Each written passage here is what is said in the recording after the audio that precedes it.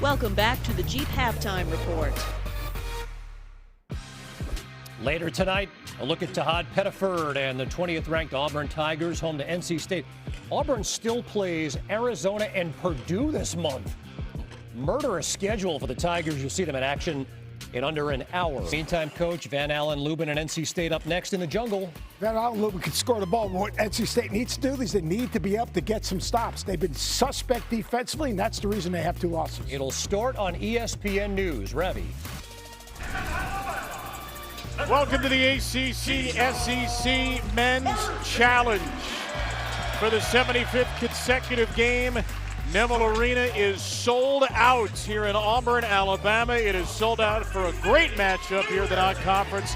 The NC State Wolfpack and the number 20 Auburn Tigers.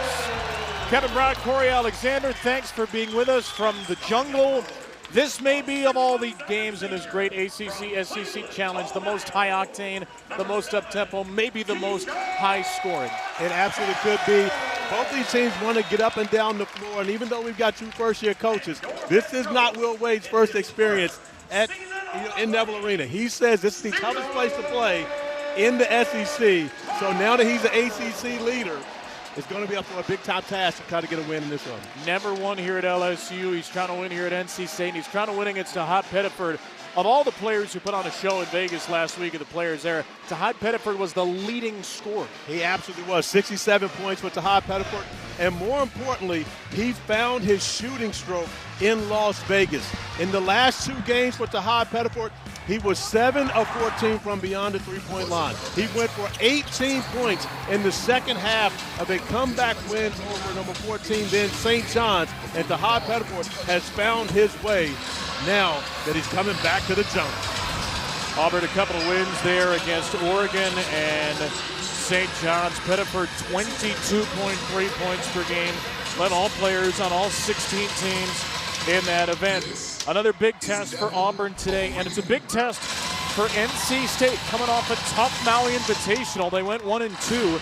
Darian Williams, a big transfer from Texas Tech, needs to be the right kind of aggressive tonight. Darian Williams, the preseason ACC Player of the Year, has been spectacular in the Wolfpack's wins. In losses, it's not as though his production has been bad. He's been in foul trouble, which has hampered him in the 2 losses for the Pack thus far this season. Our officials today, Bart Lennox, Courtney Green, Vladimir Voyer-Tadal. The ACC with a surprising start to the challenge, a 6-3 lead after yesterday. Some tight games going on right now. We expect this to be tight as well. And it's a tight jump ball that's won by nobody. Take 2. Quadir Copeland would like NC State to get possession.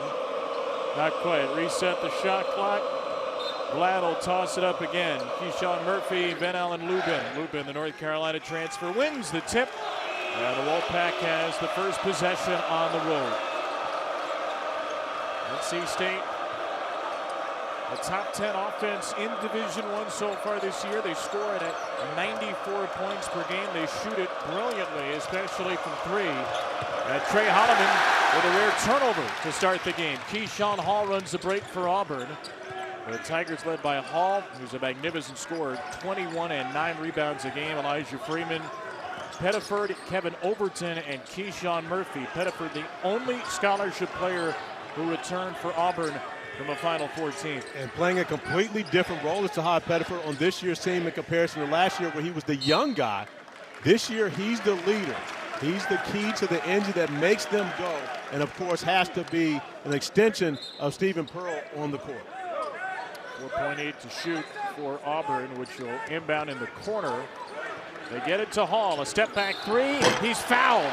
Of course he's fouled. On the first possession of the game, the guy shooting 10 free throws a game and making 90% of them will take 3 for Auburn. But we just talked about the foul trouble for Darian Williams to start games, especially in the first half where he has to miss crucial minutes. He cannot afford to give up that foul to a guy who is going to spend a significant amount of time at the free throw line anyway. You can't foul on a 3-point shot this early in the game and put yourself behind the 8 ball. Hall 2 for his first 2. Williams 2 foul outs in the 2 losses in Maui. And if NC State preached that over the past week, they forget it in the first possession of the game. Well, NC State's fouling right now at close to 21 times per game. And so that is what really has been the Achilles heel for Will Wade's defense, because offensively they're as good as it gets. NC State starting lineup, they only have 1 scholarship player back as well. Paul McNeil, a great shooter. Copeland from McNeese with Will Wade. Holloman from Michigan State. Lubin from UNC, and Williams was a first-team All-Big 12 player, the preseason ACC Player of the Year. Here is Lubin driving it into Murphy from the top of the arc. Lubin is fouled. It'll go against Keyshawn Murphy, the Mississippi State transfer. Once again, it's a Coach Pearl at Auburn. This year it is Stephen, Bruce Pearl's son. Bruce, 11 years at Auburn, 3 SEC regular season titles, first 2 Final Fours for the school, and his son got the bump up. He's off to a nice start. Off to a really good start. Talking with Bruce Pearl yesterday, he made it very clear Stephen's already done something in his short career to this point, 8 games in, that Bruce Pearl never did. He beat Rick Pitino. And that was, and to Bruce Pearl, that was a huge ordeal that his son was able to get Pitino before he ever was. Stephen is facing this year 5 of the 6 active winningest coaches. So welcome to the main chair. You get Rick Barnes, John Calipari, Clement Sampson, Dana Altman, and Rick Pitino all in your first year. Welcome to the head coaching seat. Free throws good for Lubin. The first 5 points from the line in this game. Here's Kevin Overton, who played with Williams at Texas Tech a year ago. Nice find to Freeman, whose 3 is grabbed by Lubin. Pettiford gambled for the steal. McNeil runs out, and it leaves Lubin free, though his shot is rejected at the last moment on the break. Here's Pettiford leading in. He misses a 3. Pettiford was trying to get a foul on that possession. He caught Trey Holman with his hand in a cookie jar. Trey was able to get his hand away in enough time. Copeland. Wadir Copeland off the back iron, and good to give NC State its first lead. The former Syracuse Orange guard who was with Will Wade at McNeese and made the trip with him back to the ACC. Love the way that Will Wade is coaching Wadir Copeland. Has him playing the point guard position, the leading assist man for the Wolfpack and their primary playmaker. Freeman will drive it, and Freeman will turn it over. Rare turnover for one of the elite turnover teams in the country. Will Wade, Chattanooga, VCU, LSU, McNeese, and now here at NC State. He told us when he was at LSU this place was a nightmare for him. One of 2 SEC venues where he never won, but he does win, Corey, pretty much everywhere he goes. He absolutely does. I think he's a tremendous fit for North Carolina State when you consider the fact that, you know, this is a man who has tremendous ties on the East Coast, as well as grew up in the ACC, attended Clemson as an undergrad, and also spent time at Clemson as a student manager and a graduate assistant before going on to start his professional coaching career. So Will Wade understands what is necessary in the ACC to be successful. His team's got the last 6 on a McNeil layup. Overton shot denied. Off the bench, that's Moussa Sanye, freshman from the Gambia. In the game for Lubin with a block shot. Terrific freshman Matt Abel is on the floor as well, and he was out of bounds when he caught that pass. Second turnover for State. And Will Wade looking towards Matt Abel, letting him know, shoot the basketball, especially in that corner. It's so difficult for players to not take that retreat step, stepping out of bounds. Wants him just to let it fly. And again, that's a staple for the Wolfpack. Yep. They shoot 27 threes a game, so Will Wade does not deter his guys from taking threes. He wants to make sure they take every quality look possible. And they shoot it, as you can see there, 4th best in the country, 42%. Williams will take a seat. Terrence Arsenault, transfer from a Houston team that made it to the national title game, is in. The Tigers, third best offense in the SEC behind Vanderbilt and Alabama. They have really challenged themselves. Their losses to Houston and Michigan. A couple of wins over power conference teams already. Copeland jumps in for the steal. The second Auburn turnover. Wadir Copeland Coming off a career-high 28 down in Maui. Spins, gets the bump, fades and scores his second bucket. It's an 8-0 Wolfpack run. And this is something that Stephen Pearl actually talked to his team about earlier to make sure they were able to respond if the Wolfpack did get off to a hot start as such. He let his teams know that yesterday in the challenge, road teams were 6-3, and he knew that the Wolfpack would come into this environment ready to play. Copeland blocked and fouled by Freeman. So a foul against Elijah Freeman will be the second against Auburn to send us to our first timeout. We'll be sticking around here with NC State on an 8-0 run after Keyshawn Hall hit 3 free throws for Auburn. I do believe Stephen Pearl came over and talked to us in shoot around today, and he said, hey, don't be surprised if these guys jump on us 8-0. and so this is not a shock to Stephen Pearl, regardless from the standpoint of his team playing one of their better games coming into this game after that win against St. John's in Vegas. But knowing how hungry the road teams have been, also with NC State, they did not have a strong performance in Maui. Went 1-2 in Maui, losing their last game to Texas. So he knew Will Wade would have those guys prepared to go. It's an NC State team that was ranked last week. They jumped into the rankings at number 25. They lost a couple of games in Maui to Seton Hall and Texas with a win over Boise State in between. Will Wade's team is flying high to start, 3 for 4 from the field for this 8-3 lead.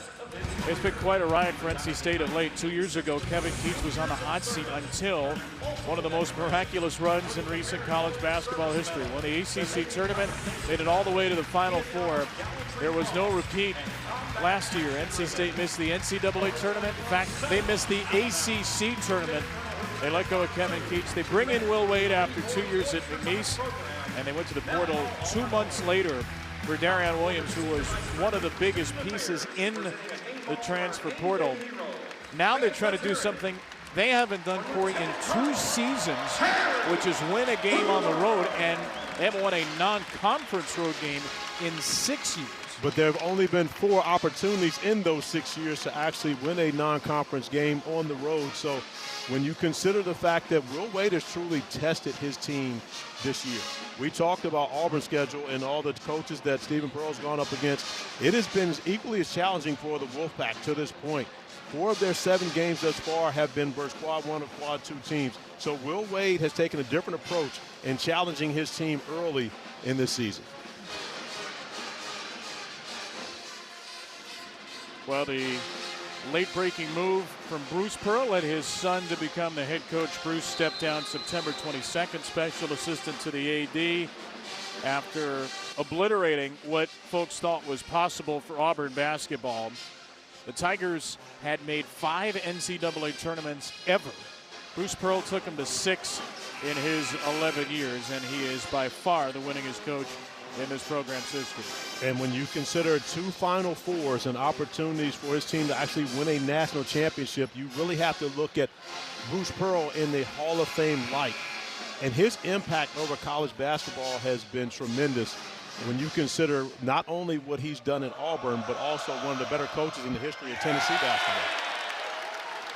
Quadir Copeland at the line for 2, 74% free throw shooter, misses the first. Copeland goes 1 for 2, and it's a 9-0 NC State run.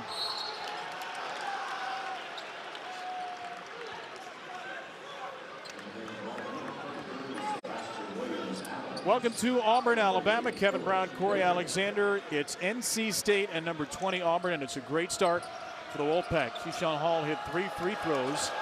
The Wolfpack has scored the last 9, and they just turned Auburn over for the 4th time in 8 possessions. NC State then turns it over as well. But the pressure, you can see NC State extending that pressure 94 feet and not allowing Tahad Pettiford to have a clean opportunity. Turn it over on the last possession. A little miscommunication on this one defensively for the Wolfpack, not picking him up early. Keyshawn Hall, leading scorer for Auburn, with a great drop-off. That is Philip Jovic, the freshman from Bosnia and Herzegovina, who gets Auburn on the board for the first time in about 4 minutes. And Jovic back in the lineup. He missed the St. John's game with a left wrist injury. So Stephen Pearl happy to have his young big man back on the floor, and he makes the difference on the defensive end as well. Copeland is stripped. The freshman Sebastian Williams-Adams down the floor to Hall. A master at getting to the line. Threw it away there. Overton collects. Now Pettiford short on a three, and Kevin Overton the offensive rebound. Auburn team that has one of the best offenses in the country. And they get a bucket from deep from the former Red Raider, Kevin Overton. And second chance points for a team that averages over 15 offensive rebounds a game. That's one of the areas where Auburn can absolutely exploit NC State in this one. NC State scoring it at 94 points per game, 12th in the country. Paul McNeil Jr., their only returning scholarship player, misses along 2. We expect this to be as high scoring as any game in this challenge. Two teams that often get it to the 80s, 90s. NC State's even cracked 100 a couple of times. And they've already turned Auburn over 5 times, a shocking number. And a careless turnover, the last possession by Keyshawn Hall. Matt Abel standing right in the way, and it turns into points off turnovers. Quadir Copeland knocking down the 3 ball, and of course, blowing kisses to the jungle. As animated a player as you'll find in the ACC, Copeland, who is back in the league after 2 years in Syracuse. Pettiford finishes through the contact, and it's an N1 opportunity for the first team All-SEC preseason pick. And Tahad Pettiford, who's playing a completely different role this season than he did a year ago in a Final Four team, attacking the basket, finding his way, an opportunity for 3, as you mentioned, but more importantly, getting to see one go down, especially as a layup, can definitely spark the confidence of Tahad Pettiford, not as though he ever has challenges with his confidence. All freshman a year ago, the only returning scholarship player for Auburn. And he's coming off a monstrous week at the 16-team players area in Las Vegas. He led every player on every team in the event, scoring it at over 22 points per game, including a career-high 27 in the last Auburn game, a win against St. John's. NC State with Paul McNeil, Trey Holloman, the starting guards on the floor. This is Ben Allen Lubin from North Carolina. Lubin ducks underneath Jovic, and Lubin has an early 4. And Ben Allen Lubin, who played more minutes than anyone in Maui, has continued to grow as a player, really starting to establish himself as the primary interior presence for Will Wade. Pettiford and Hall, the 2 big scorers for Auburn, 0 and 7. A couple of lefties for this Tiger team, which went to the Final Four a year ago. Pettiford into Williams-Adams, the freshman, feeds it to Hall, who hits from 3. It's not the prettiest looking shot in the world, except it typically goes in. It is very effective. Keyshawn Hall told me yesterday he put a lot of work in on his 3-point shooting over the summer because Bruce Pearl told him he wanted to expand his game, wants to be a 50-40-90 guy. Pettiford with a block shot against Abel. The 6'1 sophomore springs the break for Williams-Adams. Auburn has retaken the lead. Beautiful play by Williams-Adams, not looking for anyone else, attacking the basket, and able to finish with the left hand at the rim. A 9-3 NC State lead has been overtaken on a little 13-5 spurt.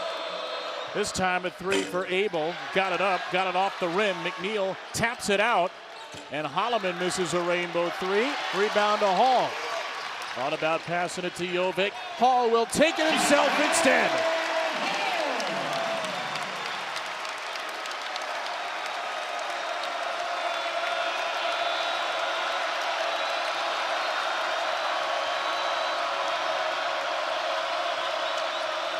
Already the jungle at full roar as McNeil rims out a 3. Offensive rebound, Arsenault, and another swat.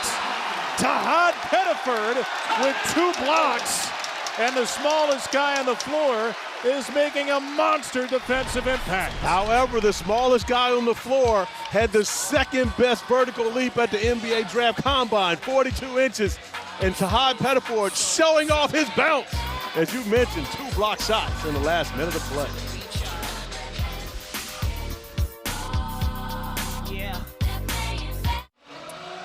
It's V-Week at ESPN when we highlight the urgent need for cancer research, and thanks to Principal Foundation's generosity, this year you can double your impact. They're matching up to $1 million in donations during V-Week. If you're able, please visit v.org/donate. 100% of donations go directly to cancer research. Certainly an NC State legend, Jimmy V-Week.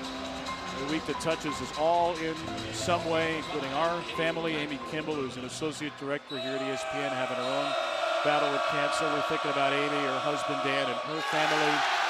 So many who've been touched and so many who've been helped by the V Foundation. And Jim Valvano has been known as an icon for what he's done off the court, Corey. Also a championship-winning coach on the court. Somebody you got to know during your recruitment. I absolutely did. I was fortunate to be recruited by NC State and Jimmy Valvano when I was a sophomore and junior in high school. And you know, of course, Jimmy V was the type of person that owned the room when he walked in. And again, it was such an honor to be able to be recruited by, as you talk about, NCAA championship winning coach, but more importantly, his personality. And he was the personality of college basketball. When you think about watching the speech earlier today, who's on the stage with him? Dick Vitale. These two guys are the absolute personalities of ESPN during, of course, what I consider the golden era of college basketball based upon the fact that that's when I was watching it most. It was as emotional, as heartwarming, as beautiful as ever watching the speech today, which I hope a lot of folks watched. We aired it across our channels, 7 Eastern, 6 Central. You can find it online. It's worth your time every day. A message from Jim Valvano. As Overton hits a 3, Auburn with a 7-point lead here early, and the Tigers have made their last 7 from the field. Here's Williams. Darian Williams has yet to score for Texas Tech, and we get a foul underneath. Or the Texas Tech transfer is yet to score for NC State. Well, the Texas Tech transfer, Kevin Overton, who knows that he's going up against his former teammate in this game, who is the preseason ACC Player of the Year, wants to make sure that he tries to put a win on the board for the SEC and have a little bragging rights amongst old friends. Goodyear Copeland's gotten off to a great start. The rest of the Wolfpack, tough shooting start. Auburn on an 11-0 run. Chance to extend it. Murphy for 3.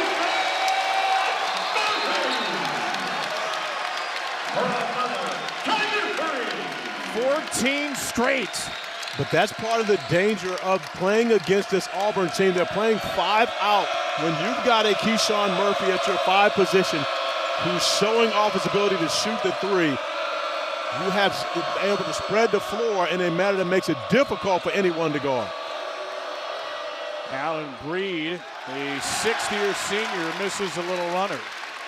Auburn shooting at 9 for 14, and a pull-up will go from the freshman Caden Magwood, and Will Wade has seen enough.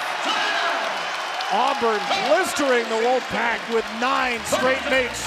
Back to the jungle in 30.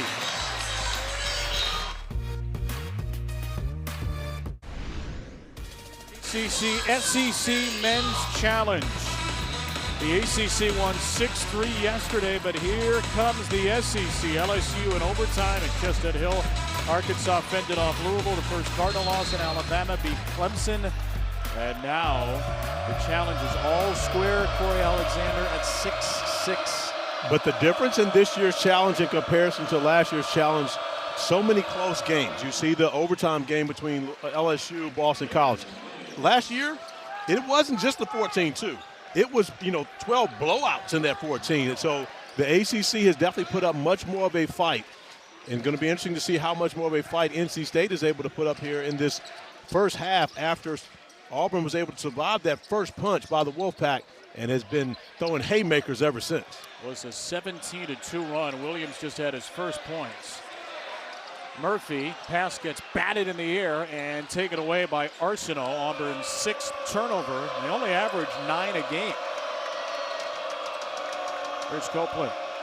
into the lane, keeps the feet down, too short, knocked around by Lubin. Out of bounds it will be Auburn basketball.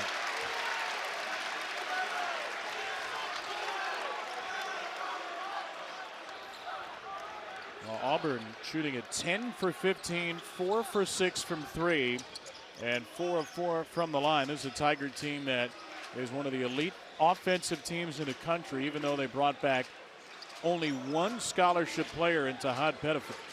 Overton another 3. This one's off the mark.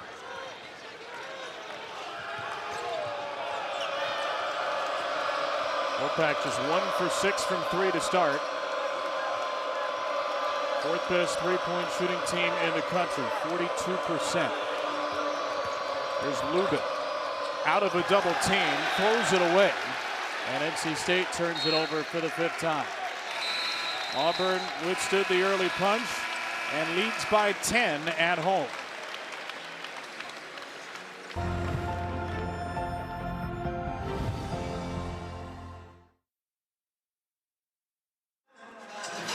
It's time for tonight's Wooden Watch presented by Principal. Tahad Pettiford, preseason first-team All-SEC pick, got off to a slow start, but lit up Vegas at the Players Era Festival, 22.3 points per game. What did you see last week in Tahad? Well, you saw Tahad really start to find a way to score without the basketball in his hands. He credited Stephen Pearl yesterday in practice for giving him a tremendous amount of opportunities to score away from the ball handling responsibilities and having his teammates allowed to make plays for him, in comparison to him having to be the primary playmaker at all times. Pettiford and Auburn 9 for 10 since a slow start. That 3 is good. Williams, who loves the transition triple, has 5, and NC State's within 7. And you see Stephen Pearl immediately smack the board behind him. He went over that in film session, talked to his team about that exact transition 3, the pull-up. That's where Darion Williams shoots the 3 the best, and he's looking for those opportunities any chance he gets. Hall with an early 8, kicks it out. This is Blake Mashalik. And another Auburn turnover. They're nearly at their season average. They've got 8 and they average 9 a game. Williams again, kicks for Copeland. His second 3 will go and cut the lead to 4. And Quadir Copeland has already become the enemy here in the jungle. He's been blowing kisses to the crowd. He's looking at the bench after making every play, and he's made quite a bit of them already, as he is already in double figures with 11 points. Auburn with 14 points off turnovers, or NC State should say, and Auburn turns it over again.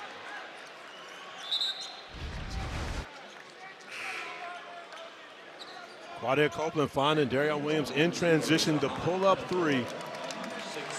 And then it's a reverse order. Darion Williams off the bounce finding Quadir Copeland, who knocks down his second 3 of the game. And then another turnover for Auburn gives the Wolfpack an opportunity to put more points on the board off those turnovers. And they turn it right back. Tahad Pettiford back on the floor for Auburn. A lot of hype for Pettiford coming into the year, Corey. He was somebody who went through the combine. You mentioned he had the second highest vertical leap at the combine, possible second-round pick. But he was a bench weapon last year. What is it like psychologically to step into the role he's in now? Well, you consider the guys that he was teammates with last year. You had the returners and a Janai Broom, and then you bring in the transfers like a Denver Jones, Chad Baker-Massari. I mean, you have so many different guys and older guys. Now he's playing on a team that is younger and less experienced, and they're all looking to Tahad as the leader as Matt Abel knocks down the 3 in the corner. And it took some adjusting early from Tahad because the responsibility from him is so high as he turns it over. It's a 4-on-1 break. NC State takes a 3 from Abel and gets nothing out of the 4-on-1. Mashalik for 3. Game has run ragged over the last few possessions. Williams. Good pass. Copeland. Again, Williams sets up Copeland, and Auburn takes time as NC State has scored 13 straight to surge in front. Back at 32 Auburn.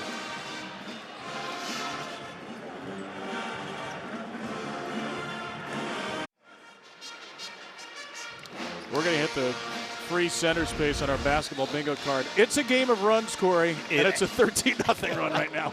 But when you consider the Wolfpack taking advantage of the turnovers, the Auburn Tigers coming into this game averaged 9.1 turnovers per game, which is 11th fewest in the country. They're already in double digits with 10, and we haven't even played 15 minutes in this first half yet. How much of that is Auburn's sloppiness? How much of that is something NC State's doing? I think it's a combination of the two. When you consider NC State likes to pressure in the full court, and you see them putting two bodies on the ball, helping on the post.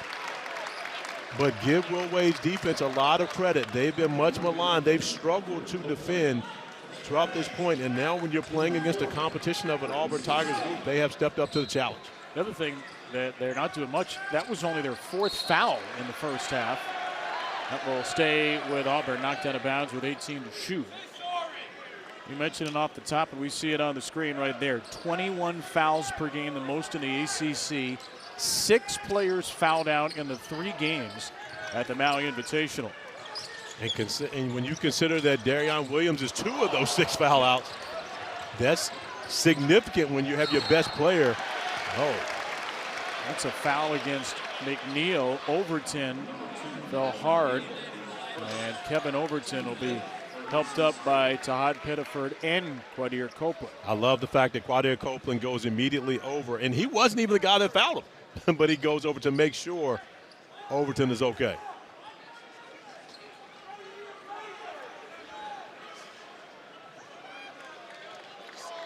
Kevin Overton a little banged up, the junior who transferred in from Texas Tech.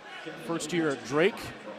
Last year teammates with Darion Williams, who's now with NC State. They took Texas Tech to the Elite Eight. 76% free throw shooter hits the first. And you can see Overton still walking gingerly as he goes up to take that shot, but falling, holding his lower back. Have to keep an eye on him, how well he's moving throughout this game. Of course, now up to 8 points on the offensive end, but taking on a huge challenge of defending Quadir Copeland defensively. Snaps a 13-0 run. Auburn returns to the lead. Copeland gets switched onto the big Philip Jovic. Copeland's pretty big himself at 6'6", and he rises and misses a jumper. Punched by Jovic right to the freshman Matt Abel. NC State with an offensive rebound. Abel leaves it short, and out to Elijah Freeman for the Tigers. Overton, an early feed to Jovic. On the freshman Sanye, Jovic had it knocked away by Copeland. Williams-Adams has it stripped, and it's the 11th Auburn turnover.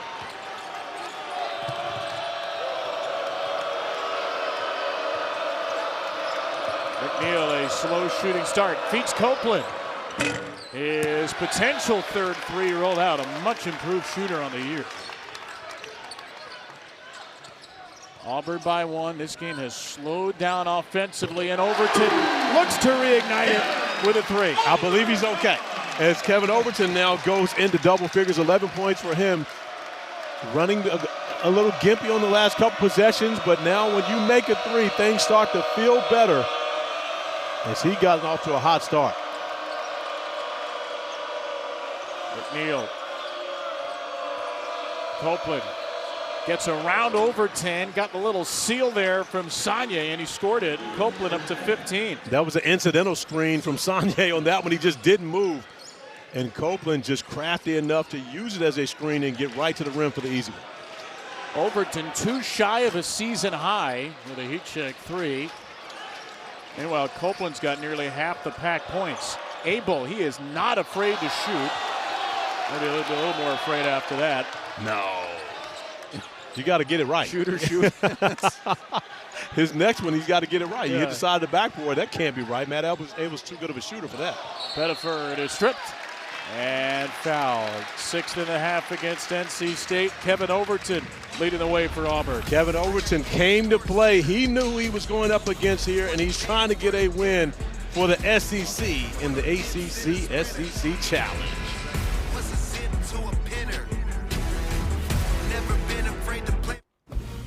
The Jeep Halftime Report is on the way. Coming up, the freshman phenom that powered Arkansas. Plus, speaking of, We'll check in on A.J. DeBonsa. Encouraging sign for Auburn, Slay. Yeah, you found a third scorer. You know who Pettiford is, you know who Hall is, but Kevin Overton, if he can get going 11 points to this point right here, that can help this team moving forward. And I think of Will Wade's defense, I think of disruptive, creating offense out of your defense, being hard to play against. In the last 4 or 5 minutes, they've become that team. Can they be that team the remainder of the game? Be disruptive, Corey, not you. Seth, don't say Corey's not a disruptor. Corey Alexander's the disruptor. Exactly. Right next to me. Exactly. I disrupt broadcasts all the time. Ask any play-by-play analyst that ever worked with me. That's what I do. Any play-by-play but me, you can ask. No comment on the matter. 33-31 is the Auburn lead. 2:44 to go in the first half. Stephen Pearl, head coach in his 9th career game, taking over for his dad, Bruce Pearl. Will Wade, first year at NC State. And this is the guy that Stephen Pearl has leaned on. Keyshawn Hall, 21 a game, 9 rebounds, led the Big 12 in scoring a year ago at UCF, 18 a game, now trying to lead the SEC in scoring. You know, and I talked with him yesterday at practice, and, you know, I simply asked him, were you expecting to come here and be a 20-point-per-game scorer? He said, yes, I was, but I was expecting to do it for Bruce Pearl. And talking with Bruce Pearl in his recruitment process, he told him he wanted to expand his game. He wanted him to be a better three-point shooter. Keyshawn is looking to be a 50-40-90 guy, but also a significant rebounder, does the job defensively. So he wants to be an all-around player and have his opportunities to take his game to the next level. He thought he'd be able to do that with Bruce Pearl, but with Stephen Pearl, he says they're putting him in great positions to be successful. He just threw it right to Matt Abel there. 12 Auburn turnovers. McNeil inside Hall. Pettiford came over to help again. And there's a tie-up underneath between Overton and Arsenault. Kevin Overton playing hard defensively. He's got a game-high 11, and Auburn has the arrow. Watch the hot Pettiford coming in with the block once again. Climbing the ladder, showing off that 42-inch vertical leap. And he'll get credit for a 4th block. 6-1 with a crazy hops to Hot Pettiford. Only scored 3, but 4 block shots in the game. Remember, the second half against St. John's, he went nuts for 18 offensively after a slow start. Oh, here's Freeman, who has opened some eyes and shattered some rims in the early going. And that's a way to make sure you don't turn it over. Just go straight to the rack and ask someone to even attempt to stop you. No one wanting to get in Freeman's way when they saw him going with mean intentions. Boy, when they don't turn it over, they are deadly. Lubin with a long spin. No good on the shot with Jovic all over him. Auburn leads by 6. And turns it over again. Holloman had the steal, up to McNeil, who finishes. To your point, KB, Auburn is shooting 57.1% from the field. So when they're not turning the basketball over, they're playing great offense. As Freeman goes through the paint and finishes with a highlight level slam. And you would expect for that to build some momentum, but it's a turnover on the next possession, which stalls the offensive progression for Auburn and turns into 2 points in the other direction. 16-8 advantage in points off turnovers for the Pack. Auburn already has a season high in turnovers with a minute to go in the first half. Overton with 11, Hall with 10 for the Tigers, who are leading because of their brilliant shooting. And there's Hall slithering inside. He's 3 for 4 from the field, 5 for 5 at the line, and he's got a dozen. Auburn worked on attacking the double team, but the double team getting there late on that possession, allowing Hall to find the easy one at the rim. Williams against his old teammate, and Williams is fouled. Ex-Red Raider on Red Raider crime. Tomorrow, the ACC-SEC Women's Challenge continues with a great doubleheader. South Carolina, Louisville, number 3 and number 22, as Joyce Edwards leads the Gamecocks into the upset. Then 5th-ranked LSU, led by Flau'jae Johnson, taking on Duke at Cameron Indoor. It all starts 7 Eastern, 6 Central on ESPN and the ESPN app. Those are heavyweight battles that are going down tomorrow between those 4 programs. When you consider how many Final Fours, how many national championships between those four teams. Elite coaches, elite players taking off in the women's game tomorrow. So Carolina, LSU both in the top 5. Both big-time national title contenders again. LSU, I believe, started the season off with 7 straight games, scoring over 100 points, which I believe that's NCAA record, correct? I believe so. Kim Mulkey has the Tigers flying absurdly high. If they could put on 100 in Cameron, well, that would be something special. Williams hits both free throws. I don't think that would be special for Carol Lawson. I don't think she wants It's to. not very special. No, not at all. The wrong kind of special, perhaps. Auburn has a chance to hold for the final shot. They've taken half their shots from 3, and they're 5 for 11 from 3. They're also perfect at the line. Pettiford trying to split 3, and he gets bailed out with a late foul. Will Wade can't believe it. It's the 8th and a half. It'll be a 1-and-1 for Pettiford, and it's the first foul on Terrence Arsenault. So NC State was playing well without fouling until a flurry of late fouls. Williams will return, as will Matt Abel for Holloman and Arsenault.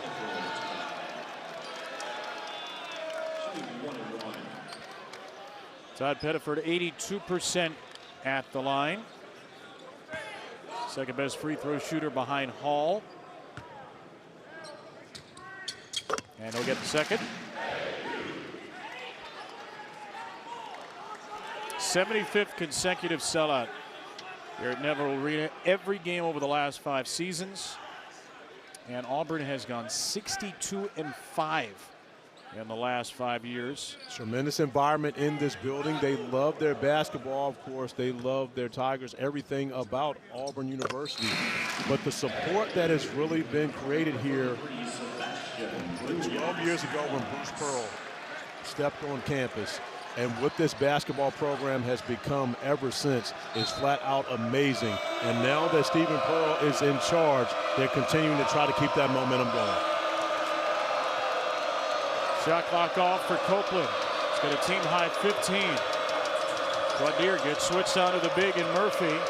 Copeland will step back, kick it for Abel. He misses a 3, and the first half buzzer sounds. The bad news for Auburn, 13 turnovers. The good news, 13 of 22 shooting.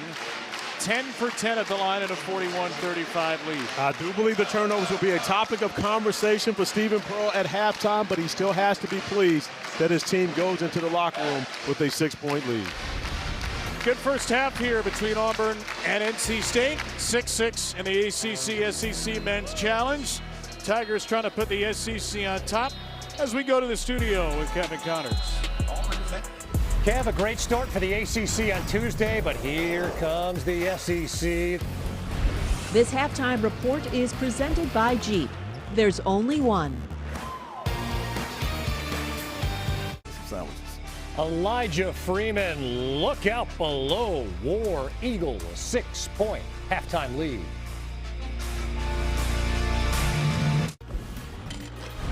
This halftime report is presented by Jeep.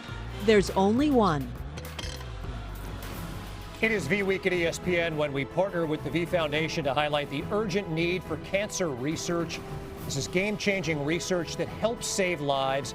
If you are able, give now at v.org/donate. 100% of donations go directly to cancer research.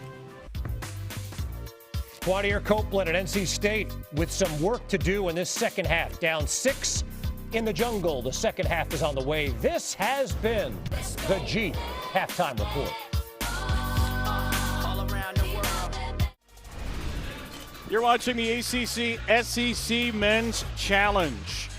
The SEC has stormed back today to even the challenge, and Auburn out of the SEC leads NC State by 6 after 20 minutes here on the Plains. Kevin Brown and Corey Alexander back with you.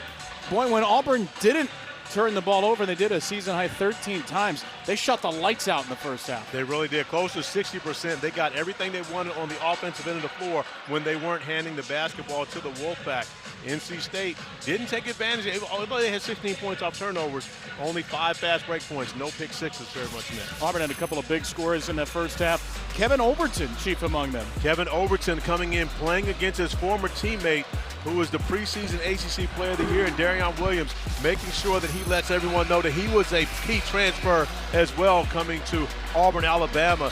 And speaking of key, Keyshawn Hall, the leading scorer for the Auburn Tigers on the season, over 20 points per game, had a positive first half as well. On the other end, it was Quadir Copeland who kept the Wolfpack in the game. 15 first half points for Copeland, who continues to improve his shooting touch.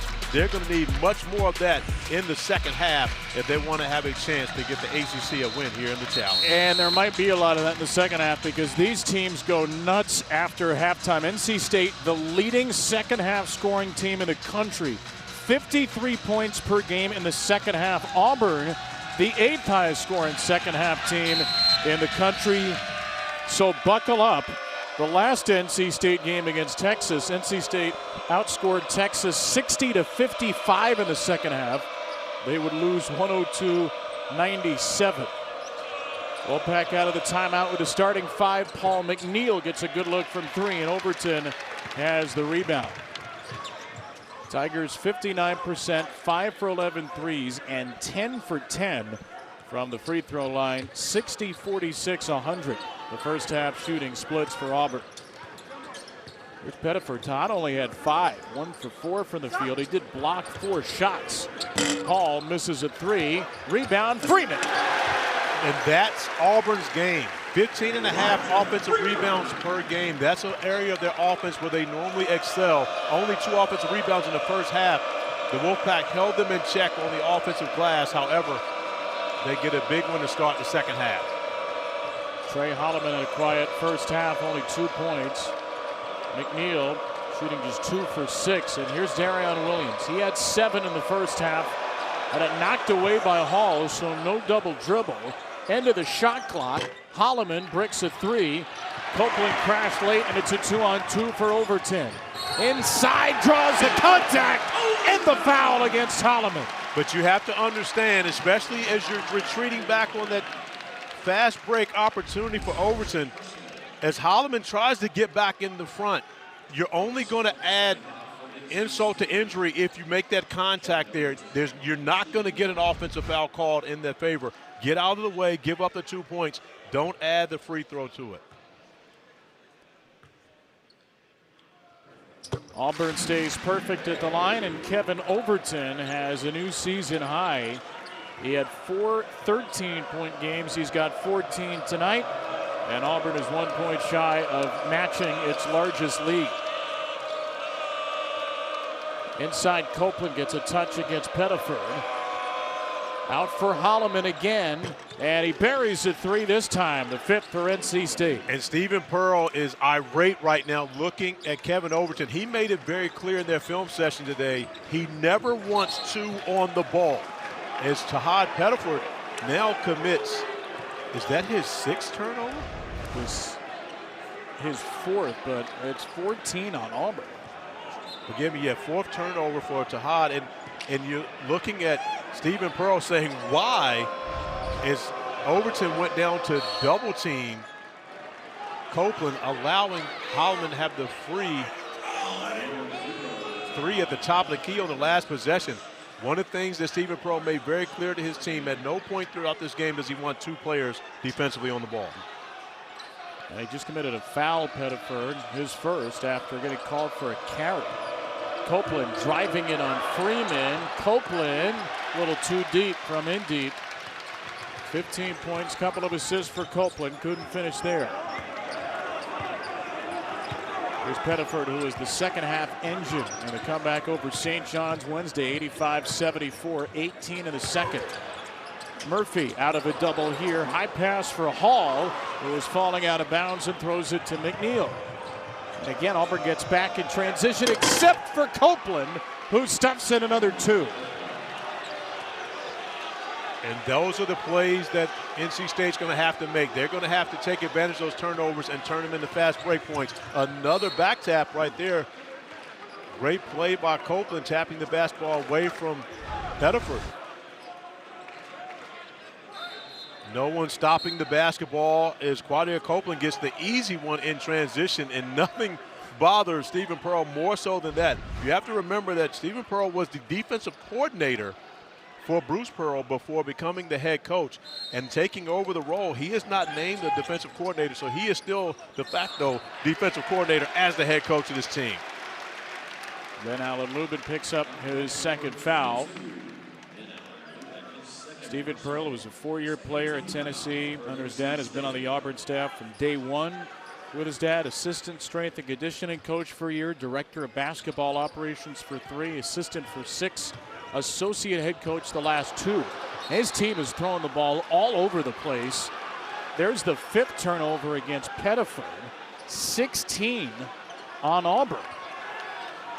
And as much as the turnovers bother Stephen Pearl, the easy buckets on the other end are a bigger issue. Because if you're going to turn the basketball over, one thing for certain, you cannot allow the opposing team to have easy buckets on this end. So you'll see no help. They're going to play one-on-one in the post.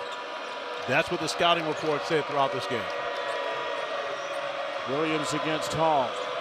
One leading scorer fades away and puts it in over another. And the lead from 11 is down to 4. And you can see how Darian Williams can make tough shots. That is a difficult shot to make over a taller defender, but he makes it look easy. That's that slow motion smoothness for Williams in his 3rd school, Nevada, Texas Tech, and now NC State. Hall nearly got tied up. And Auburn takes a timeout. Stephen Pearl looks like he needs it. Auburn's 11-point lead a few moments ago is down to 4 in the jungle.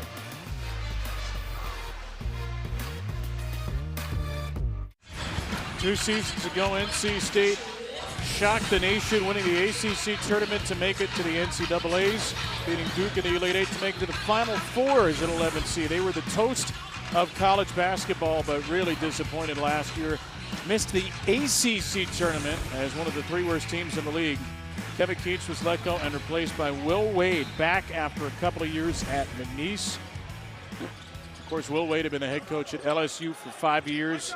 He was fired there after multiple alleged NCAA infractions. He got a new lease with Chattanooga with McNeese after a 2-year show cause penalty and a 10-game suspension. Said he told NC State, "I'm not everybody's cup of tea," but he owned everything, all the mistakes he had made. He felt like this was the right move. NC State felt like it was the right move, Corey, to push their program to the next level. You know, and the comment, "I'm not everyone's cup of tea," is Quadir Copeland is able to go to the reverse layup and get a bucket to make this a 2-point game. Even though he may not be everybody's cup of tea, I think he's a perfect fit for Raleigh, for NC State. When you consider, I think, his style of play, his mentality, I think it works perfectly with the fan base and the expectations that they have in Raleigh.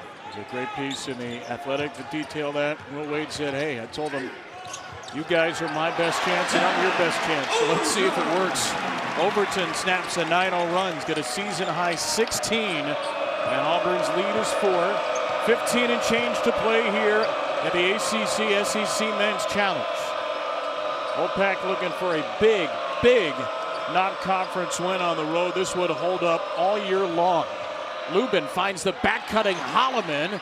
Couldn't finish. Williams does, and he's into double figures. And Williams isn't the leading scorer that you have to run plays where you can see that he'll go get it off the offensive glass any way that he can find to put points on the board. He will do it.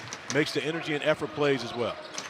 First second chance points tonight for State as Copeland is hit with his second foul. Here they come, Corey. The Wolfpack have cut this lead to 2. Will Wade has to be excited, and he knew once he got his team to the second half, they're a different pack as Darian Williams comes up with the second chance points to make it a 2-point game.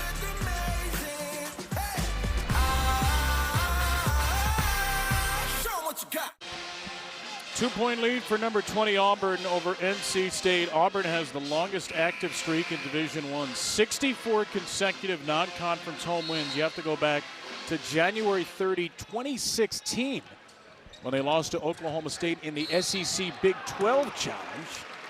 NC State, by the way, as Darian Williams just fouled Kevin Overton, NC State has never won a road game against a ranked SEC team. Wolfpack lost at home to Texas in a rare close game in the challenge last year. Will Wade's Wolfpack down by 2, 14:39 to go on the road.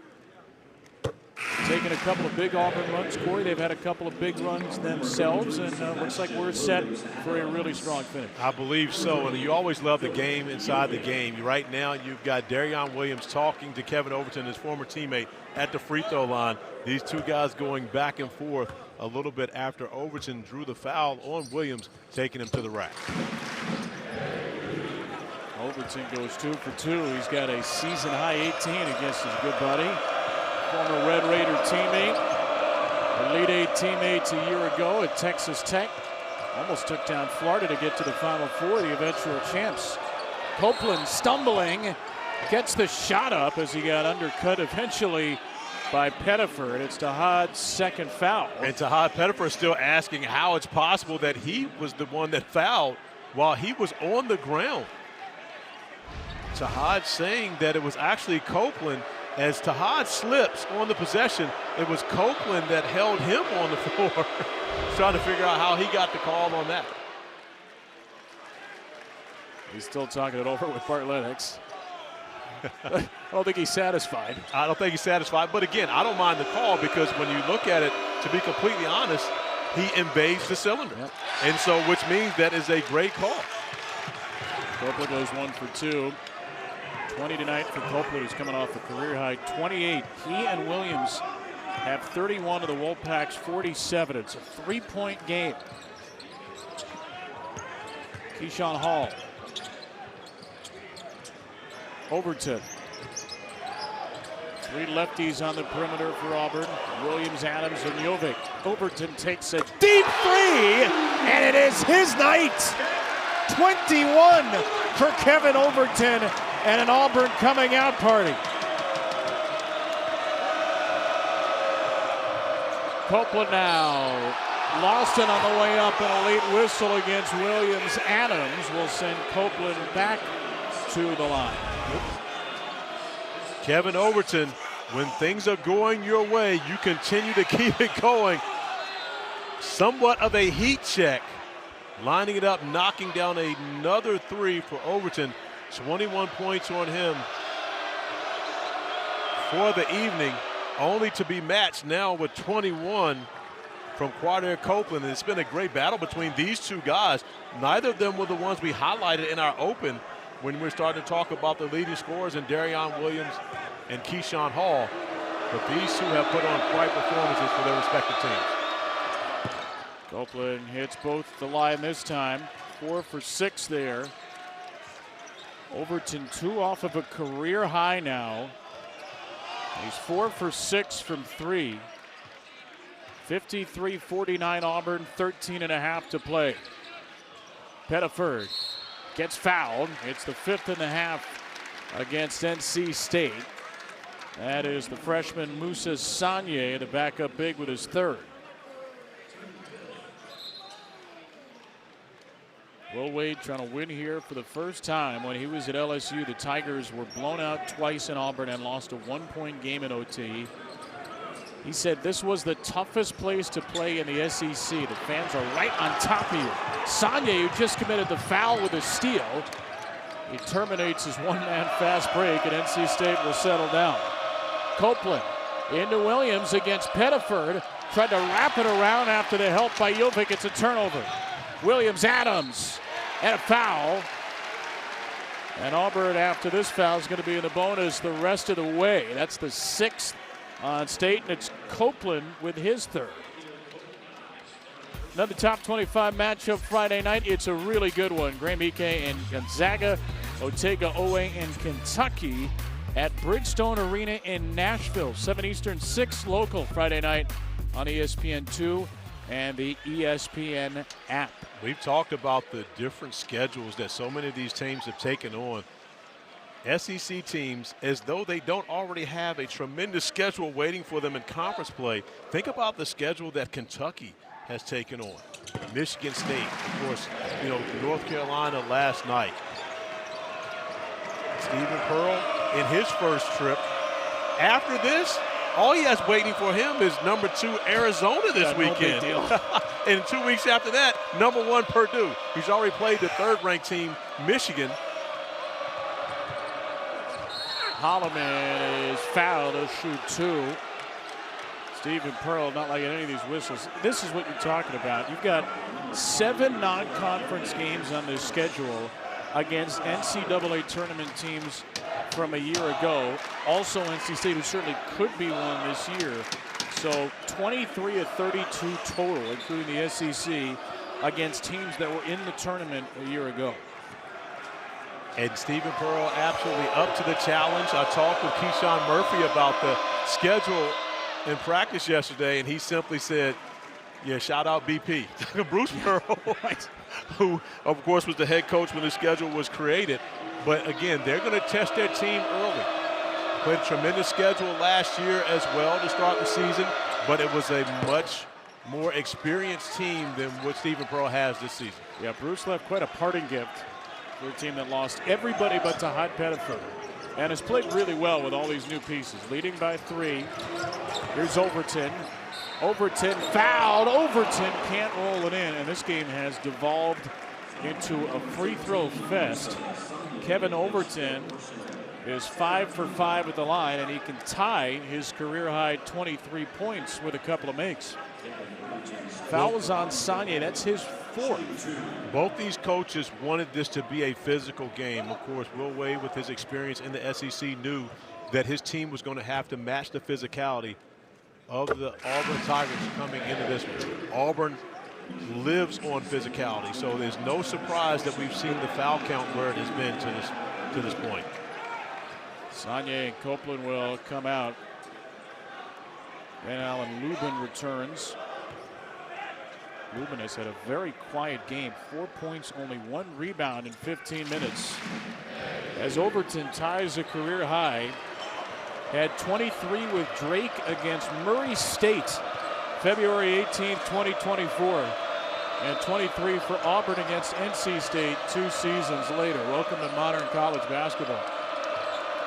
Williams pull up 3. That ping pongs out to Holloman, who was nearly shot ready. Holloman against Hall. Kick, Abel. Tough shooting night for him. Holloman, another 3, and Trey Holloman makes it a 2-point game. And just like that, the Wolfpack will not go away. Trey Holloman stepping up, knocking down the big 3. He hasn't had a huge offensive night, but one of the 4 starters in a double figures. But that will drive Will Wade crazy. He almost broke the table just now watching no one stop the basketball. That's the first rule you learn in biddy ball at the YMCA, KB. There may be some permanent dents in that table right now. Arsenal way too strong on a 3. Will Wade might need to put on a sleep mask for a couple of possessions here.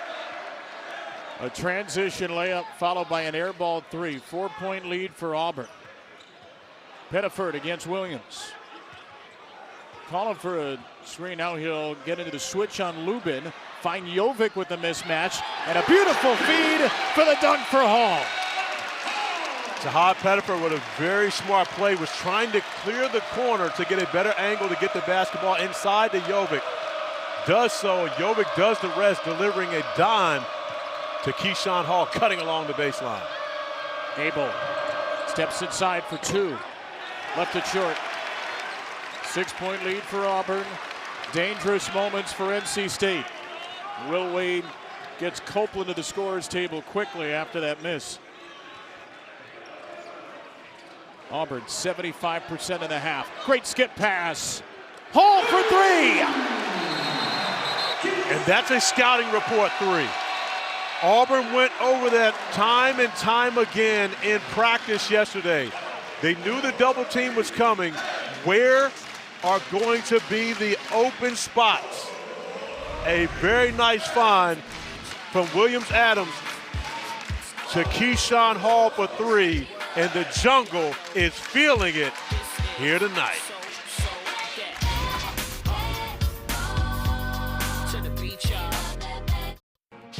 It's been a great individual matchup in this game between Kevin Overton, who's been able to attack the basket and also find distance from 3. But you see who's guarding him. That would be Quadir Copeland, who is having some get back on the other end of the floor. Quadir Copeland with the easy one in transition, and then going to the post where Will Wade said they can use him more against Overton and getting the bucket. These two guys have had huge production for their respective teams, but you can see as Overton is tied a career high, he's gotten a little more help from his friends. Yeah, Copeland, the 3rd leading scorer for NC State, leading the way. Overton, who is the 4th leading scorer for Auburn, has been awesome, and it's a 9-point Tiger lead. Hall is 17 for Auburn as well. Darion Williams has got 11, just 8 shots in the game, rolls out a deep 2. But Darion Williams caught that and was looking to pass the ball, not even recognizing he was wide open at the free throw line. Looked to pass it beforehand, really throwing off his offensive rhythm. It's got really quiet. A building that has been roaring from the opening tip. Another sellout. Hall for 3. Yes, sir! Nice find by Caden Magwood, going to the basketball, helping out Williams-Adams as he's in the post, and then making the extra pass for another 3 for Keyshawn Hall. Matches the largest Auburn lead, and it's Hall's 6th 20-point game in 8 this year. But see, when you see the double team, Caden Magwood does a great job of making himself available for his teammate, and then recognizing where the shooter would be. Keyshawn Hall knocking down another 3, his 6th game this season with 20 or more. So Bruce Pearl had challenged him to be a better shooter from 3. That's why he wanted to come here. One of the reasons. He's 13 for 29 on the year. McNeil swings it. Williams short. Rebound Overton. Closing in on a career high rebounds as well. That's his 8th. Hall. And Stephen Pearl wasn't a huge fan of that shot, even though it's a heat check. Holloman has gotten hot in the second half. His 3rd 3 since the break. That cuts the lead to 9. Nothing worse than taking a shot that might be questionable from your coach and then giving up 3 on the other end. Believe me, I've had that experience before. It's not fun. Not one you want to replicate. Not one you want to replicate. Freshman Magwood nearly turns it over again. Jovic kicks it. Magwood. Pettiford getting a breather with under 9 to play and a 9-point lead. Magwood, the freshman, out of Oak Hill and Combine Academy. Can't play with the basketball around Trey Holloman. Too much dribbling on that possession. 2 to shoot. It's a tie-up. Auburn will keep possession. This is what you can get away with in high school when you're the best player on the team. However, when you're the backup point guard coming in as a freshman, going up against a senior with experience, you can't play with the basketball in front of a guy that's good as Trey Holloman. Into Hall in the corner. Oh my! Keyshawn Hall with a no-look delivery.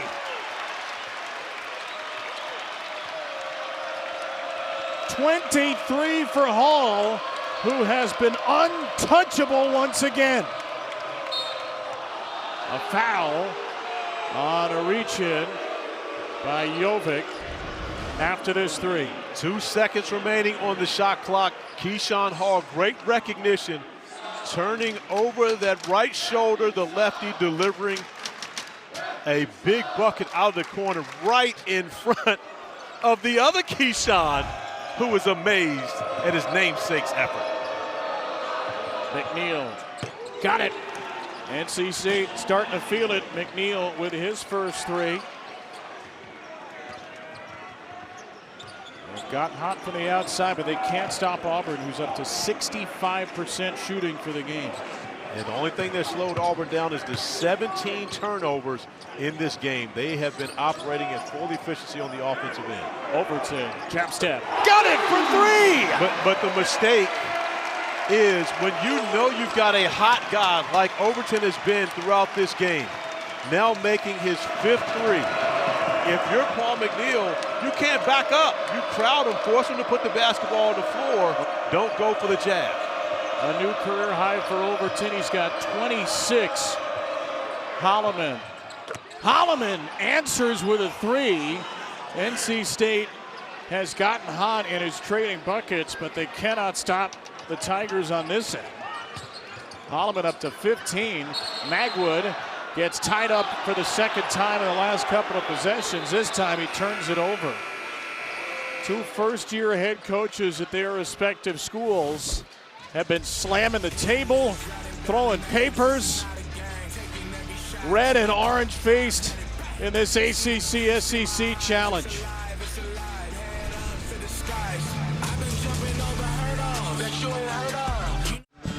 Back in Auburn, Alabama, where the Tigers have created a 9-point lead, and we've had some great action as of late. Trey Holloman, who makes the difficult three over Caden Magwood, and Coach Pearl not happy with Magwood as that three goes down from the prior possession with the turnover, and then his giving up the three on one end, immediately getting Tahad Pettiford back on the floor. And I can tell you right now, KB, the toughest job in basketball is being a backup point guard, especially as a freshman.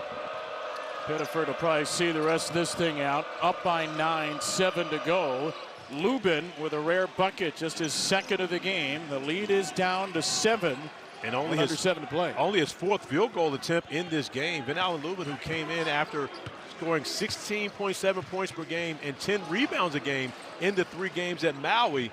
A very quiet performance for him here tonight. Pettiford barges in, feeds Overton, a rare miss from 3. Long rebound to Holloman. NC State can make this a 2-possession game as Williams-Adams jumped the pass. Stephen Pearl, this has been a lot more Bruce Pearl-esque tonight. He has been very, very animated. I asked him about that earlier. Well, yesterday I asked him, I said, is your personality more like your mom or your dad? He said, on the court, my dad. Off the court, definitely my mom. I'd rather be at home with my family chilling. He's not the socialite that is Bruce Pearl. However, he is as animated on the sideline. There has been very little chilling on the Auburn sideline. McNeil just missed a good look. Would have made it a 4-point game. Now Hall looking to face up McNeil. Driving. Hall finishes over 2. He's got 25, and the old man appreciates it from the baseline. But an efficient scoring effort. 8 of 12 for the field from Hall, and of course, great at the free throw strike. And he grabs a rebound, his 7th of the game. Auburn by 9. Tigers already with wins over Oregon and St. John's, a 1-point loss to Houston, a loss to Michigan. Trying to ace another big test in the non-conference. Pettiford, no. Rebound to Lubin, who ripped it away from Williams-Adams. Holloman on the run out. McNeil, shot ready. Needed it, missed it. Pettiford, 3-on-2 for Auburn. He'll pull it back. Smart play by Tahad Pettiford right there, recognizing he didn't have numbers, even though Keyshawn Hall was trying to get into play. 2 red jerseys back, stopping Pettiford from getting a run to the rim. Holloman pokes away the Overton pass. Time is on Auburn's side right now. Again, they have been blistering hot tonight. 63% from the field, 53% from 3, 94% from the line. The only reason this is a game offensively for Auburn, the 18 turnovers.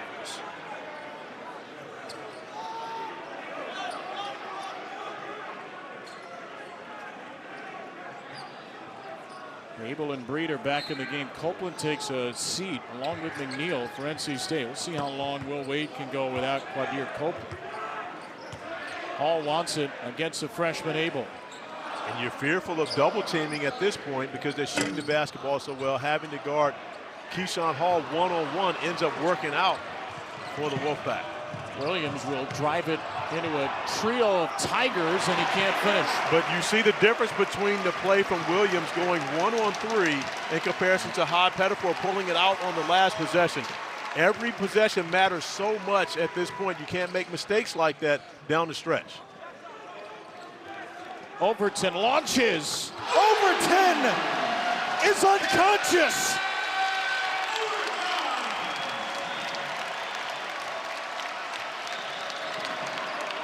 A 29-point deluge from Kevin Overton, whose season high had been 13. Lubin eventually from deep, lead back to 9. But it is the Kevin Overton show at the other end. A 9.8 point per game scorer. Hall in the corner. He'll fire it. He'll hit it. Everybody's hitting it for Auburn. I'm still trying to figure out why NC State's defenders are giving the Tigers so much room. It's Overton, and it's nearly over. It's Overton, but look at the space. When a guy is this hot, you can't let him breathe. Look at the separation. That's a mistake defensively, but of course, for Stephen Pearl and Bruce Pearl, it's all about celebrating. Show what you got. Boy, has there been a better school for lefties than Auburn in recent years? Had a couple of great ones last year, led by Janai Broom. Keyshawn Hall, Kevin Overton with some lefty love. They've scored the last 22 Auburn points. 57 of the 80. They're the first Auburn duo with 25 each in 7 years. And the two are combined 11 of 18 from beyond the three-point arc, shooting a hot basketball, which makes me wonder why they're getting so much room to breathe when they catch the basketball and just staring down defenders on the offensive end. They've got 34 of the 39 in the second half as Auburn turns it over again. Lubin, Abel, and Abel can't finish. Remember, against St. John's Wednesday in the last Auburn game, Hall and Pettiford combined for 36 in the second half. They each had 18 and a half. Here, Hall and Overton have gone crazy. Hall with 16 in the second half. Overton with 18, so they combined for 34 since the break. And here's Overton again. Can he work more magic? No, off the back of the rim, but he gets it back and resets. But you saw how you force him to have to go make a play in comparison to seeing him just watch, look at defenders standing 5 feet back and knocking down a three ball. That should have been the effort from the Wolfpack much earlier in this half. Pettiford's three ends up in the hands of Holloman. Packed down 12, 2:25. Abel around Jovic. There's a nice strong drive from the freshman. And this game is far from over. 10 points with 2:15 remaining. We've seen much crazier comebacks from that. The Wolfpack will continue to try to put pressure on and see if they can force more turnovers here down the stretch. Pettiford driving. Pettiford into Lubin. Went up strong. Forced to miss. And then Jovic is fouled. He'll go to the line for a 1-and-1. Coming up next on SportsCenter, Ryan Smith and Trevor Scales. Seth Greenberg will join the show to recap the challenge, which is tilting in the SEC's favor. Strange 24 hours for Giannis Antetokounmpo. His future with the Bucks in question, plus he got injured tonight. And the Steelers saga as Pittsburgh gets ready for an AFC North Division leading game against Baltimore. That's all coming up after the game on SportsCenter. 101 for Jovic, about a 50% free throw shooter. Missed it. And NC State will repossess with 1:55 to go. And that's going to be important down the stretch. A good free throw shooting team when you've got the right guys at the stripe with Auburn. But still a 10-point lead, 1:55. This game is far from over. And both these coaches know far too well there's a lot of time remaining. Remember, NC State is the fourth best three-point shooting team in Division I, and they could get a hard three here on the strong drive by Van Allen Lubin. Van Allen Lubin, who has been quiet throughout the majority of this game, starting to pick up his production, attacking the basket, knocked down a three earlier, and now at the stripe for a three-point play the old-fashioned way. Third foul against Jovic. Freeman will replace Williams-Adams. Not a lot of second-half substitutions for Auburn. Quadir Copeland, meanwhile, has been on the bench the last 3-11 for NC State. Lubin converts the three-point play. Their leading scorer on the bench, NC State, is within 7. Allen Breed against Pettiford. Holloman comes over for the pressure. Hall will cross midcourt with 1:35 to play. Surprise, Holloman's giving Hall so much space. This is the point where you really want to pressure, see if you can force a turnover out near half court. Of course, you want to play without foul. And Hall has turned it over 5 times, and there's a 6th. And so when you look at that, Auburn was able to run 25 seconds off the shot clock. If Holloman creeps up into his airspace a little early on that possession, maybe you gain some time by forcing that turnover a little earlier. It's the one black mark on the game for Hall, who had 98 turnovers last year, 6 today. NC State with the ball down 7. They get Williams on a screen. He doesn't shoot it, and Lubin wasn't there on the bounce pass. A miscommunication between Williams and Lubin, and a critical NC State turnover. Missed opportunity. I honestly thought Williams should have taken the 3 when he got it. He had a little bit of airspace to operate, but then tries to make the play, ends up turning it over at a crucial time. See if NC State pressures the ball more now. Auburn can take this thing down to about 42 seconds. Freeman in the final minute. 3-possession lead for the Tigers. Freeman will drive it, and he got fouled. Abel hooked him after 22 seconds of tight defense. Yeah, that's the last thing you want to do after you've defended that much time. Fouling, putting them on the line with only 8 seconds remaining on the shot clock. More importantly, allowing the Tigers to be able to kill 20 seconds off the game clock. 2-shot foul at this point. Auburn in the double bonus. Tigers are 17 for 19 from the line. NC State, meanwhile, mentioned they are the top scoring second half team in the country. They only have 38 points in the second half tonight. Their season low for second half points is 41. They haven't done quite enough on either end, and they trail by 9. And they have to get shots up quickly now. They cannot afford to take the air out of the game here. Holloman 3. No good. Rebounded by Hall. And NC State has to foul and will as Breed hits Pettiford. And it is just about over here in Neville Arena. When it's over here in Neville Arena, it typically is over with an Auburn win. And it appears that'll be the case for a 65th consecutive non-conference home win. And you really have to credit this Auburn defense. And the reason you say that, they haven't won a game this year where they have allowed their opponent to score over 80 points.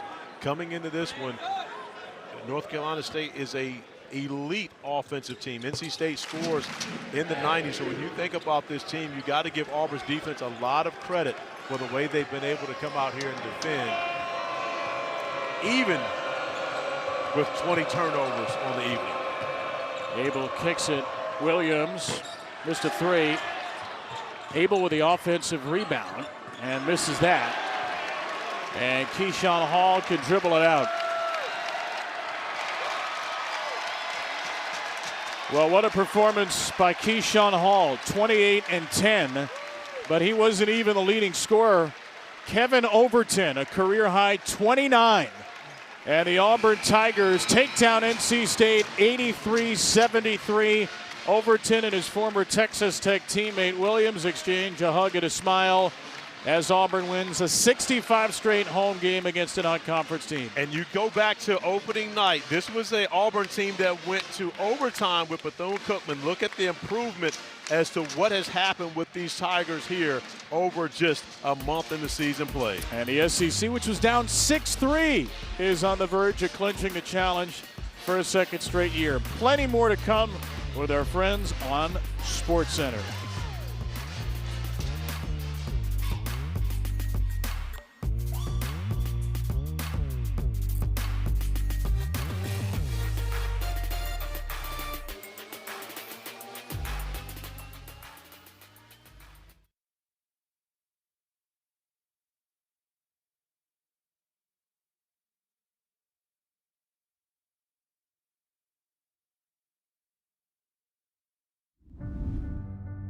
Number one is laugh.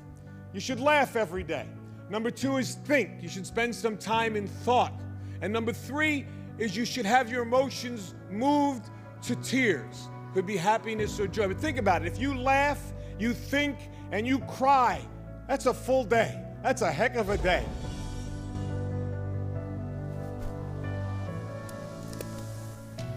It is V Week at ESPN. We partner with the V Foundation to highlight the urgent need for cancer research and donations. So if you have it in you, you can donate right now. 100% of your proceeds go towards cancer research. It's v.org/donate. And we have to talk about the legend that is Jimmy V, of course, the NC State legend. And then also for state, for the Wolfpack, is Kay Yow, both of them on a mission to try to eradicate cancer as they went through it themselves. How would you describe, let's start with Kay Yow, the impact she had on basketball, but just life in general? She was inspirational. She was inspirational to everyone, to players, to coaches. She was one of those rare people in coaching that everybody loved her. Everybody respected her. They wanted to see her do well. I saw her speak at a clinic, and one of the things that always stayed with me was she said, people don't care what you know until they know that you care. And I have never forgotten that. Right. I love that. That's a great statement. And you look at Jimmy V, and those words hit every time. We have heard that quote how many times? About a zillion. And it still hits every time, and it makes you smile. How would you describe his legacy and what he's meant to the game and the fight against cancer? Just the way that it has brought a community together to be able to fight for a common cause. And Dick Vitale has done a great job of kind of taking that and running with it. And that speech is so inspirational, and it makes you fight, and it makes you, think about what you have and be blessed about. Laugh, think, cry. Makes it a great day. Yeah. It's just very inspirational. Inspirational is right. You see people who you feel like are born to coach and born to inspire people. The V Foundation and what it's done over the years is just so absolutely incredible. And there are so many lines from his speech that are just ingrained in my head. Don't give up. Don't ever give up. I mean, he is an absolute inspiration. Like you said, Dickie V carrying on that legacy is just, it's special. It really is. Perfectly put. And when you can combine sports and that community with this mission that they were both on, you get great things. And that's the lasting legacy, not just the wins or the championships they won, but what they leave behind. And that's all of us still fighting for everything that they believed in. I know, too, that they are still rooting for the NC State Wolfpack, both on the men's and women's side. So let's see what they were up to tonight, both of them in action. Let's start on the men's side, though. On the Plains, the Wolfpack visiting 20th ranked Auburn. Early in the second quarter, NC State down 8. Quadir Copeland drives. They cleared the lane for him. Wolfpack only down 6. Moments later, it's a 3-point game. Stephen Pearl just couldn't even believe that. The new head coach for the Tigers, Kevin Overton, though, hits that 3, so Auburn continues to build on their lead. 12 minutes left, NC State down 56-51. Trey Holloman with the 3. Now Auburn down 2, so NC State trying to fight late in this one, Joel, but they couldn't finish. Yeah, the 3s just down the stretch is what impacted NC State. And this is what was happening down the stretch, not impacting the ball and just letting Auburn step in the 3s. Final score, 83-73. NC State unable to overcome a deficit against Auburn in this one. Over to the ladies' side. NC State now unranked on the road to take on number 9 Oklahoma. Pack 1-2 against ranked foes this season, under 3 to go. Camille Pierre gets the ball in the post, spins, gets the shot to go. A beauty. NC State up 5. Next possession, Sahara Williams is blocked at the rim, misses the putback, but third time's the charm here. Coach Reagan Beer's pretty darn good at this thing. Oklahoma just relentless on the boards down the stretch. It is a one-possession game, same score. Next possession, Zaya Van in transition pulls up, clutch jumper. Free throws down the stretch, tie the game at 89. We're going into overtime. We needed more for this one. Opening possession of OT. This freshman coach, Aaliyah Chavez, is real good. #1 freshman in the country coming in this year. She was the leading scorer, got a career high today. Yeah, 33 points for her. How about this guard, though? Zoe Brooks drives, spins, steps back, hits, seesaw, back and forth. Back to a 4-point lead for Oklahoma. Peyton Verhulst gets into the paint, gets the bucket. 56 points in the paint for the Sooners today. 1:30 to go. It's a 4-point game. Zam Jones finds Pierre. She lays it in. 19 and 20 for Pierre today. Wolfpack within 2, but not enough, Coach. Oklahoma is able to close in the waning minutes of overtime. Well, Trigger found out they had no answer for Beers, but the way they guarded her, they need a little pressure on the ball to make that a tougher pass inside. I do want to start with the women. We'll get to the men in a second. Ladies first. That's how it works tonight on the show when everybody is here.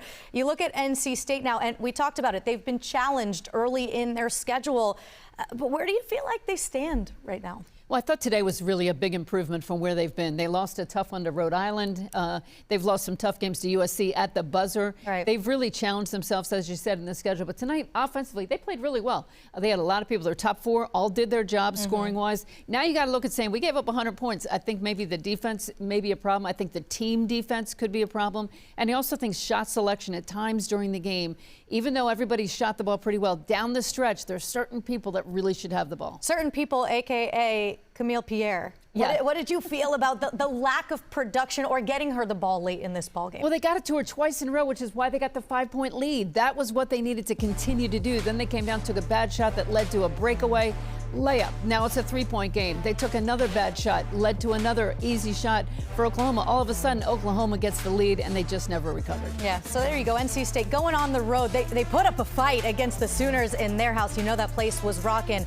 But they fall to 1-3 against ranked opponents early this season. Up next for them, they have Seton Hall. As for the men, another loss. And look, it was a tough outing in Maui during Thanksgiving weekend, and then thought maybe they could bounce back tonight, but they just couldn't. What did you take from this game? I was expecting the edge. Yeah. That's what Will Wade talked about. Where is the edge? You let Overton go for 29, you let Keyshawn Hall go for 28, and the shooting splits are outrageous. Joel mentioned, if you're letting somebody size you up, they're just staring at you, and you're just knocking down threes right in their face, that's not an edge. Right. That's not a defensive presence. That leads to them shooting 60% from the field and almost 55% from three. You're not winning games that way. Right.